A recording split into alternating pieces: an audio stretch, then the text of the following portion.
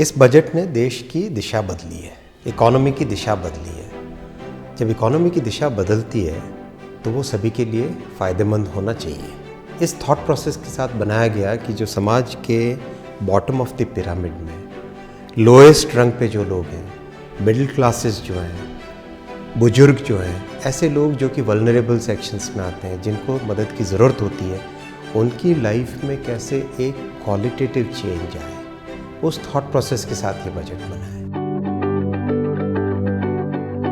Middle class में हमारे सामने सबसे इम्पॉर्टेंट होती है, पहली बात, मेरे ऊपर टैक्स का बोझा बढ़े नहीं। आज इतनी सब फैसिलिटीज़, इतना इन्वेस्टमेंट प्रोग्राम, कोविड का इतना खर्चा, उसके बावजूद भी कहीं पे किसी पे भी टैक्स का बोझा नहीं पड़ा है, फर्स्ट। सेकंड, मेरे लिए इनकम की अपॉर्चुनिटीज़ बढ़नी चाहिए। As a middle class person मेरे लिए इनकम की अपॉर्चुनिटीज़ बढ़नी चाहिए।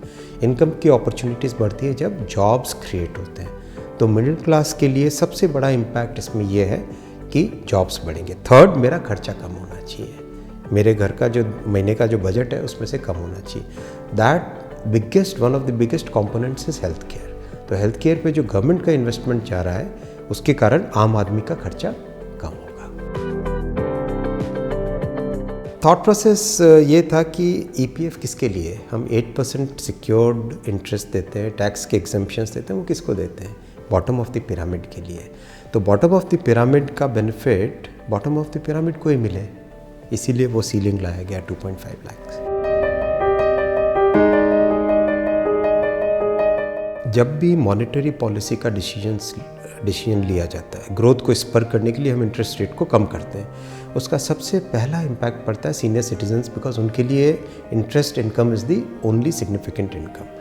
इसीलिए रिजर्व बैंक ऑफ इंडिया ने अपनी एमपीसी स्टेटमेंट में भी अनाउंस किया है रिटेल डायरेक्ट।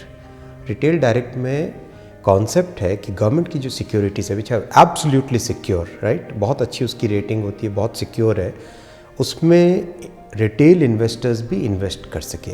अभी वो स्कीम रोल आउट होगी धीरे धीरे। थॉट प्रोसेस ये कि सीनियर सिटीजन्स के पास एक सिक्योर इनकम का सोर्स बना रहे।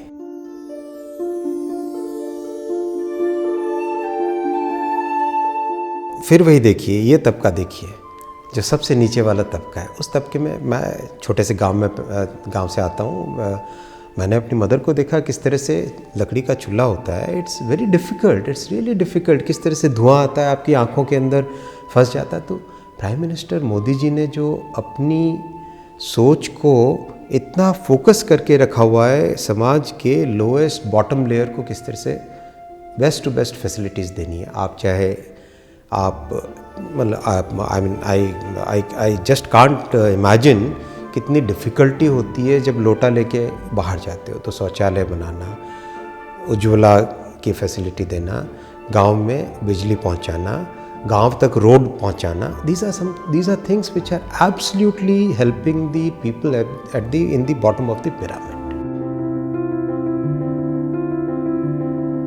ये बहुत फंडामेंटल रिफॉर्म है और इसका ह्यूमन एंगल हमको हमेशा याद रखना चाहिए। कोरोना के टाइम में आप देखिए, जो मज़दूर, जैसे मैं उड़ीसा से आता हूँ, हैदराबाद में फंसे हुए थे, चेन्नई में फंसे हुए थे, सूरत में फंसे हुए थे, उड़ीसा के बहुत सारे मेरे साथी जो जगह जगह फंसे हुए थे, उनके पास राशन लेने का कोई साधन नहीं था।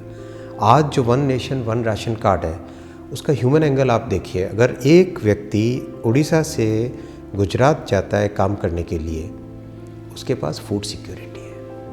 That's the thought process, it's a very very fundamental. देखिए, गरीब की सोच, गरीब के लिए सोचने वाले बहुत कम लोग होते हैं, अमीर के लिए तो हर कोई सोचता है।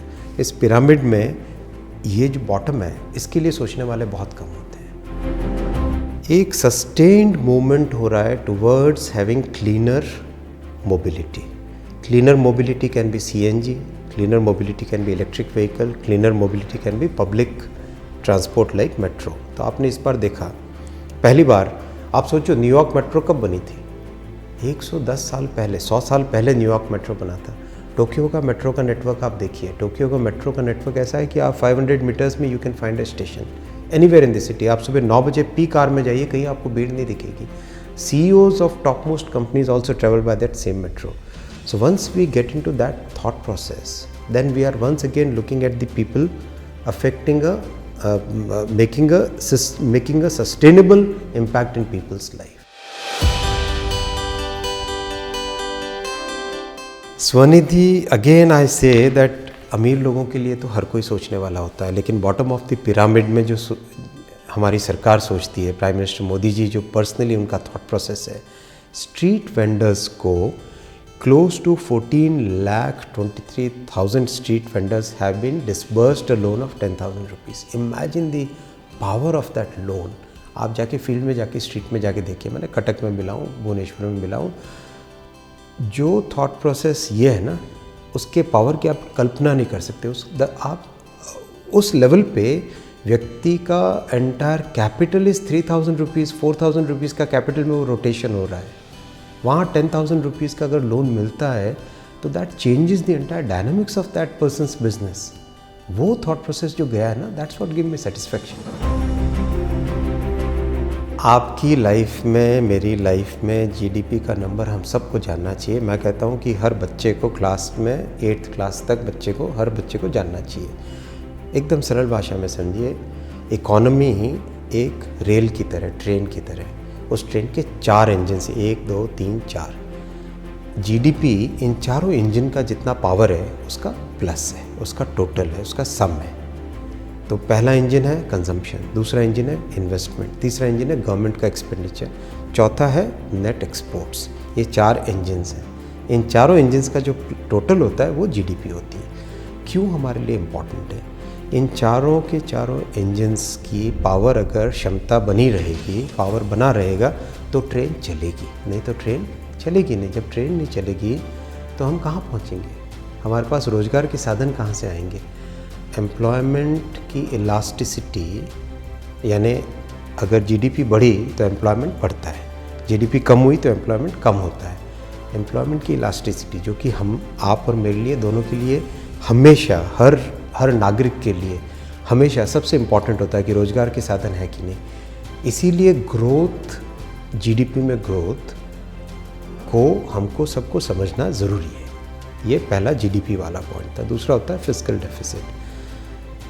सीधी सी बात है, फिस्कल डेफिसिट का मतलब कि आपकी इनकम और एक्सपेंडिचर के बीच में मोटा मोटी जो गैप है उसको फिस्कल डेफिसिट कहते हैं। जब भी कोई इकोनॉमी में, चाहे कंपनी हो, चाहे हाउस होल्ड हो, चाहे गवर्नमेंट हो, जब भी इन्वेस्टमेंट करना होता है, इन्वेस्टमेंट के लिए कैपिटल चाहिए होता है। कैपिटल कहाँ से आता है? एक तो आपने जो इनकम की, जो आपने पैसा बचाया उस इनकम से, उसकी सेविंग से आता है। दूसरा, आपने कहीं से बोरो किया। तो फिस्कल डेफिसिट इज़, अगर आई am not getting into the technical jargon, basically आपने जो बोरो किया वो आपका फिस्कल डेफिसिट है, मोटा मोटी, राइट। तो फिस्कल डेफिसिट का इसमें इतना सा मीनिंग है कि क्या हम वो रिस्क लेने के लिए तैयार है जिस रिस्क से हमारी ये जीडीपी की ट्रेन तेज़ी से चलने लगेगी। तो that is fiscal deficit. What government is done in this budget is, उन्होंने रिस्क ली है, बोल्डनेस दिखाई है, आगे बढ़ने की इच्छा शक्ति दिखाई है, और उस आगे बढ़ने की इच्छा शक्ति का क्वालिटी पे बहुत फोकस रखा है। कैसे क्वालिटी पे फोकस रखा है? कई देश ऐसे हैं जिन्होंने फिस्कल डेफिसिट यानी बोरोइंग करके उसको वेस्ट कर दिया, कंजम्पशन में डाल दिया, ऐसे ही खर्च कर दिया। लेकिन इस गवर्नमेंट ने बहुत clearly short term, mid term और लॉन्ग टर्म, तीनों के तीनों पॉइंट्स पे फोकस करके, जिससे कि देश को कभी बोझे में नहीं पड़ना है। वैसे next generation should not be paying for my dates.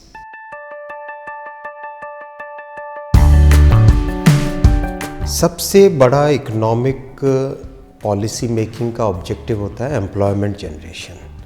इस बजट ने एक स्कीम, एक थॉट प्रोसेस के पीछे एम्प्लॉयमेंट जनरेशन है। इसीलिए मैंने कहा कि middle classes, bottom of the pyramid, उनके लिए बजट है, क्योंकि इसमें कंप्लीट थ्रस्ट एम्प्लॉयमेंट जनरेशन पे है। Employment generation not in the conventional sense, employment generation as a very balanced way, जिसमें इमीडिएट टर्म भी है, मिड टर्म भी है और लॉन्ग टर्म देश की एम्प्लॉयमेंट ग्रोथ होती रहे, वो सोच है। किसी को भी नौकरी कब मिलती है?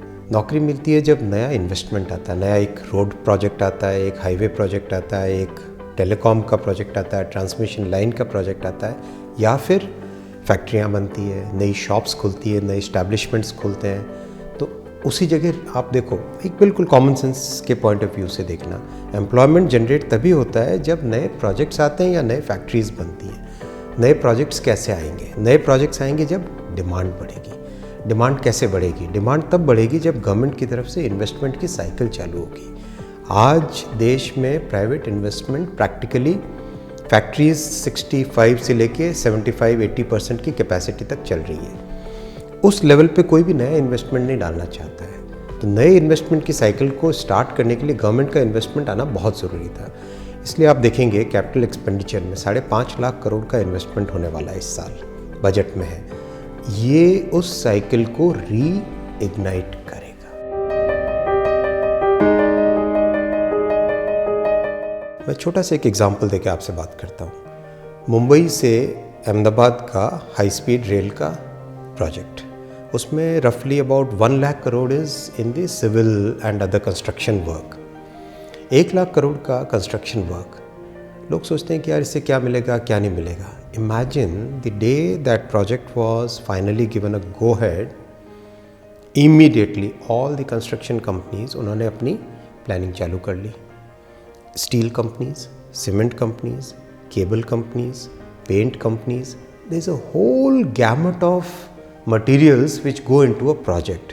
अब घर बनता है, घर के अंदर देखो फर्नीचर लगता है, टाइल्स लगती है, पेंट लगता है, वॉल्स ग्लासेस लगती हैं, राइट, डोर लगता है, डोर का नॉब होता है, चाबी होती है, right. There are hundreds of things which go into a project. So all these points, all these commodities और ऑल दीज आइटम्स, उनकी डिमांड आपके तुरंत चालू हो जाती है। बिकॉज एवरीबडी नोज़ कि ऐसा नहीं कि मैं आज चाहूँ और 10 मिलियन टन स्टील बना लूँगा, राइट। तो उसकी प्लानिंग चालू कर लेते हैं। तो डिमांड कहाँ से जनरेट होती है? Demand doesn't get generated when you go and actually buy something. It gets generated when you have decided that yes, ऐसा आने वाला है, ऐसी चीज़ होने वाली है, ये प्रोजेक्ट होने वाला है, उस दिन से डिमांड जनरेट होती है। तो जैसे ये प्रोजेक्ट सैंक्शन हुआ, ऑलरेडी ईपीसी कंपनीज उन्होंने हायरिंग का प्रोसेस चालू कर दिया। जब हायरिंग का प्रोसेस चालू हुआ, लोगों के पास जॉब के ऑफर्स आने लगे, correct. So that is the way it works. That is the way it works. It's the what you call virtuous cycle. 3 elements हैं एमएसएमई की। जब भी हम बात करते हैं 3 एलिमेंट्स अपने को सोचने चाहिए। पहला एलिमेंट है उनके लिए liquidity. Sufficient amount of liquidity has been given. RBI ने किया, बैंक्स ने किया, गवर्नमेंट ने सपोर्ट किया उसको। पहला। Second, demand, which is most important, demand. अभी जो ग्रोथ वाली साइकिल स्टार्ट होती है, गवर्नमेंट के इन्वेस्टमेंट से स्टार्ट होते हैं, उससे डिमांड जनरेट होती है। मेरे कैलकुलेशंस हैं, मेरे अपने कैलकुलेशंस हैं, which have been verified by many senior economist. I am not an economist. मेरे कैलकुलेशन के हिसाब से अगर गवर्नमेंट का कहीं पर 1 लाख करोड़ का इन्वेस्टमेंट जाता है, तो उस 1 लाख करोड़ के इन्वेस्टमेंट से रफली 40 to 42,000 टैक्सेस वापस आते हैं। रफली 60,000 के आसपास प्राइवेट सेविंग्स होती है। 60,000 की प्राइवेट सेविंग्स में से almost 70% goes to small and medium companies. That is the way our economy is structured. जो आपने कहा ना, रीढ़ की हड्डी है, वाकई रीढ़ की हड्डी है। और उसको मजबूत करने के लिए सबसे इम्पॉर्टेंट है कि डिमांड की साइकिल जनरेट हो। और तीसरा होता है जितना हो सकते हैं उनके लिए रेगुलेशन को कम करना। तो रेगुलेशन को कम करने में already so many reforms have been announced. और अभी तीनों जो 4 लेबर कोड बने हैं, उसके कारण एमएसएमईज़ को बहुत बेनिफिट होगा। क्योंकि जो यूनियन और इन सब के जो थ्रेशोल्ड्स हैं, वो थ्रेशोल्ड्स थोड़े से बढ़ा दिए गए।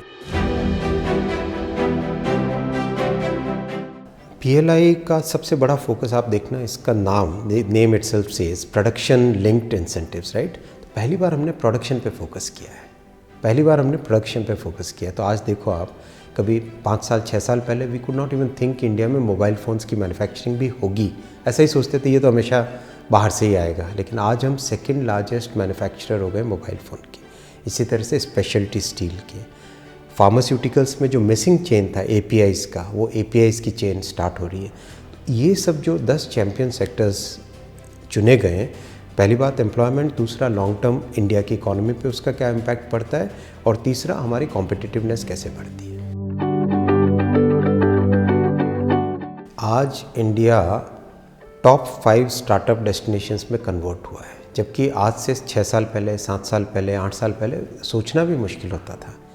इसका कारण है कि एक सस्टेन्ड थॉट प्रोसेस में आया, जिसमें टैक्स स्ट्रक्चर्स, आपके फाइनेंसिंग स्ट्रक्चर्स, और इस बार आप बजट में आप देखेंगे बहुत इम्पॉर्टेंट है, जिसको शायद बहुत लोगों ने कवर नहीं किया, single person company. Single person company का कॉन्सेप्ट कई ऐसी कंट्रीज़ में बहुत इफ़ेक्टिव है जहाँ पे स्टार्टअप, जैसे इजराइल को आज आप कहते हैं स्टार्टअप नेशन, आपके दिमाग में एक अच्छा बहुत बढ़िया सा आइडिया आता है। अगर आप जस्ट कन्वेंशनल रिजीम में रहते तो आपको कंपनी बनाने के लिए 50 काम करने पड़ते हैं। अब सिंगल पर्सन कंपनी का जो कॉन्सेप्ट आ रहा है, उसमें आप इमीडिएटली कंपनी बना के आप अपने कॉन्सेप्ट को एग्जीक्यूशन में ला सकते हो। तो इस तरह की जो इनोवेशंस हैं in the regulation, in the policy, those are the ones which are going to propel the startup system. See, अगर आप दुनिया के सारे देशों को देखें, कोविड के लिए रिएक्शन किस तरह का रहा। कई देशों ने, जिनके सिस्टम्स बहुत स्टैंडर्ड हैं, अच्छे हैं, उन्होंने सीधा साधा लोगों के हाथों में पैसा भेज दिया। मैं नाम नहीं लूँगा एक देश का, लेकिन उन्होंने पैसा भेजा, लोगों ने उससे आईफोन भी खरीदे। तो एक कंजम्पशन वाला फोकस रहा कई कंट्रीज़ का, और दूसरा फोकस रहा कई कंट्रीज़ का जिन्होंने सीधा साधा इंफ्रास्ट्रक्चर में पैसा डालना चालू किया। एक देश ऐसा भी है जो 8.5 लाख करोड़ का हाई स्पीड रेल प्रोग्राम लिया है, नाम नहीं लूँगा मैं। So that is the whole bandwidth of options before us. What we have done in this budget is, and even before this budget, we have taken a very balanced view. Short term में लोगों के हाथ में गरीब कल्याण योजना, लोगों के पास कोई भूखा ना रहे, कोई भूखा ना सोए, उसके लिए खाने की व्यवस्था। आपके पास जिन लोगों के जॉब्स चले गए तो उनके लिए एक इंसेंटिव की पीएफ में गवर्नमेंट कंट्रीब्यूट कर देगी ताकि लोग मिनिमम जॉब लॉस हो इमीडिएट। ये सारे शॉर्ट टर्म थे। मनरेगा में सिग्निफिकेंटली ज़्यादा एलोकेशन रखा, वो सब इमीडिएट आपको एक इमीडिएट उसका बेनिफिट मिलता है। साथ ही साथ मीडियम टर्म के हिसाब से, राइट, शॉर्ट टर्म देखा आपने, मीडियम टर्म देखते हैं। पीएलआई स्कीम में 10 चैम्पियन सेक्टर्स के लिए मैन्युफैक्चरिंग, फैक्ट्री नहीं बनेगी तभी जाके जॉब मिलेंगे, तो मैन्युफैक्चरिंग सेक्टर को किस तरह से बढ़ावा मिले और वो भी रिज़ल्ट उसके जल्दी से जल्दी आए, और वो भी एक ऐसे सेक्टर्स में जिनमें पता है कि अगले 20 साल तक अपने को बेनिफिट मिलने वाला है देश को। तो पीएलआई का बनाया गया, जिससे ऑलरेडी फैक्ट्रीज बनने लग गई हैं, प्रोजेक्ट सैंक्शन हो गए हैं। तीसरा जो कि medium to long term productivity बढ़ाने का और जॉब बढ़ाने का, वो होता है infrastructure.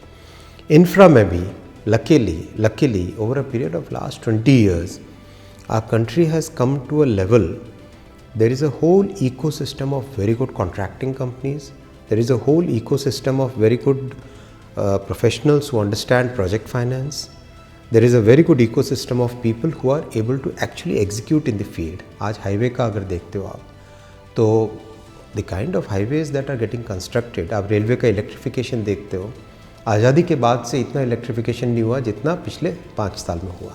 So that kind of ecosystem is developed. Our engineers are very capable, our project managers are capable, so things are moving in that direction. So even infra is not something which is far away as many critics are saying, right? Infra is here and now. It is always spread over a time frame of 3 years, 3 to 4 years. But उसका जो benefit मिलना होता है, वो benefit first year से मिलना चालू हो जाता है। इसमें 3 पॉइंट्स हैं। अगेन आई विल स्लाइटली सी। एक तो है इंडिया की जो साइंस एंड टेक्नोलॉजी की और फार्मास्यूटिकल्स के मैन्युफैक्चरिंग की और वैक्सीन के मैन्युफैक्चरिंग की capability, that has been absolutely A++। आज सोचो, जब कोरोना वाली सिचुएशन आई, दुनिया भर में लॉकडाउन था, हमारा देश है हिंदुस्तान, जिसने कि 150 कंट्रीज़ को मेडिसिन्स भेजी। हम रुक भी तो सकते थे, हम ये भी सोच सकते थे कि नहीं भेजेंगे, हम मेडिसिन्स अपने पास ही रखेंगे। हमारी ज़रूरतों को पूरा करके हमने मेडिसिन्स भेजी। तो ये एक पहला। दूसरा, state of the art tertiary medical care, best of the best. AIIMS अपने शानदार हैं, अच्छे से अच्छे लीलावती हॉस्पिटल, इस तरह के बहुत सारे बेस्ट हैं। What we have missed out in the last 50, 60, 70 years is the health care at the grass roots, at the primary level. So इस बजट में वो थॉट प्रोसेस है कि आप किस तरह से ग्रास रूट्स पे, किस तरह से प्राइमरी लेवल पे, गांव में छोटे शहर में, कस्बे में, वहाँ पे आप कैसे हेल्थ केयर पहुँचाओगे, उस पर फोकस रहेगा। लॉन्ग टर्म नहीं है इसमें। आप सोचो, एक कमिटेड डॉक्टर है, doctor Priyanka wants to go and set up a small hospital in very small village near Cuttack, Cuttack से और 40 किलोमीटर दूर। अभी आपके पास कोई ऑप्शन नहीं है, कोई आपको फंडिंग करने के लिए तैयार नहीं होता है, आपको फाइनेंस करने के लिए तैयार नहीं होता, आपको फैसिलिटीज़ देने के लिए तैयार नहीं होता है। तो इस बजट में हेल्थ केयर के उस तबके को इन्वेस्टमेंट के लिए फैसिलिटीज़ दी जाएगी। वी शेप रिकवरी का मीनिंग होता है month on month, quarter on quarter जो सीक्वेंशियल ग्रोथ होती है उसको वी शेप कहा जाता है। जैसे इकोनॉमी हमारी हर क्वार्टर की करीब करीब 50 लाख करोड़ की है, तो 50 लाख करोड़ से कोविड के कारण एकदम नीचे आई, कोविड के कारण नीचे आई, वापस गवर्नमेंट के स्टेप्स के कारण ऊपर बढ़ने लगी। तो ये जो शेप आप देख रहे हैं इसको वी शेप कहते हैं। आत्मविश्वास, इस कंट्री में जो हमारे रिसोर्सेज हैं, जो हमारी कैपेबिलिटीज़ हैं, जो हमारे पास जो स्पेक्ट्रम है काम करने का, और उसमें जो आज हमारा सेल्फ कॉन्फिडेंस आया, आत्मविश्वास आया, that is the biggest learning. Government is totally alive to the situation as it evolves. आपके चाहे कोरोना जैसी प्रॉब्लम हो, चाहे इकोनॉमी का अप या डाउन हो, इमीडिएट रिएक्शन उसका होना चाहिए, रिस्पॉन्स होना चाहिए। आप 1 साल तक वेट करो, इसके बजाय जैसे आप रिफॉर्म्स इन स्मॉलर मॉसल्स आते रहें तो देश के लिए फ़ायदा है।